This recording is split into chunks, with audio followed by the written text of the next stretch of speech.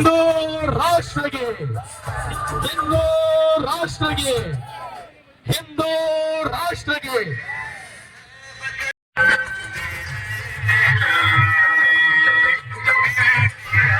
राष्ट्रीय श्रीराम संघातर्फे श्रीरामपूरमध्ये 150 फुटी तिरंगा रॅली काढून शहीद जवानांना श्रद्धांजली।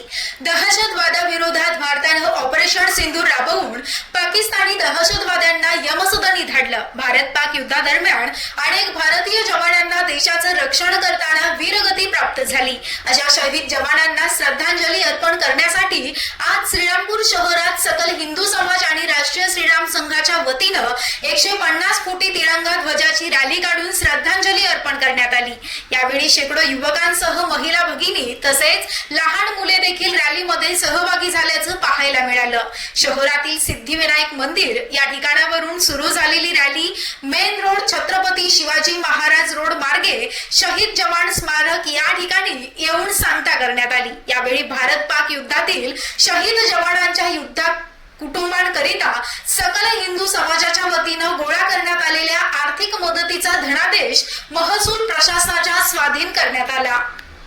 श्री संभाजी महाराजांची जयंती होती, दरवर्षी आम्ही मोठ्या उत्साहाने साजरा करतो, पण आता युद्धामध्ये आपले महाराष्ट्रातले 2 सैनिक शहीद झाले, त्यामुळे आम्ही आजची जी आपली सभा होती ती कॅन्सल केली आणि त्या सभेनिमित्त आज धर्मवीर संभाजी महाराजांच्या जयंतीनिमित्त त्या शहीद झालेल्या श्रद्धांजली म्हणून तिरंगा रॅली आज आम्ही राष्ट्रीय श्रीराम संघ म्हणून सर्व हिंदू लोकांनी काढली आहे।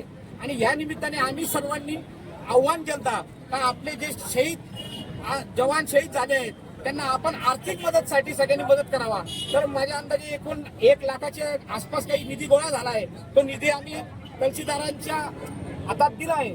आणि माझं या निमित्ताने सांगणं आहे की आपले सैनिक इथं देशाच्या बाउंड्रीवर लढताय, पण जर इथं आपल्या महाराष्ट्रात परिस्थिती पाहिली तर एवढा मोठा पाकिस्तानाशी युद्ध चालू असताना इथले काही हरामखोर लोक आहेत जे लोकांनी पाकिस्तान जिंदाबादचे नारे लावले। म्हणजे मी पहिल्यापासून सांगतो का मुसलमान हा देशासाठी कधीही देशभक्त बनू शकत नाही। काही मुसलमान आहे जे फक्त देशभक्ती करतात, पण काही पेक्षा इतके आहे का जे देशासाठी कायम गद्दार आहे। एवढं मोठं युद्ध चालू असताना पाकिस्तानची घोषणा दिल्या जातात, सरकारने याच्यावर कठोर कायदा करून या लोकांना मध्ये टाकावा अशी आम्ही विनंती आहे।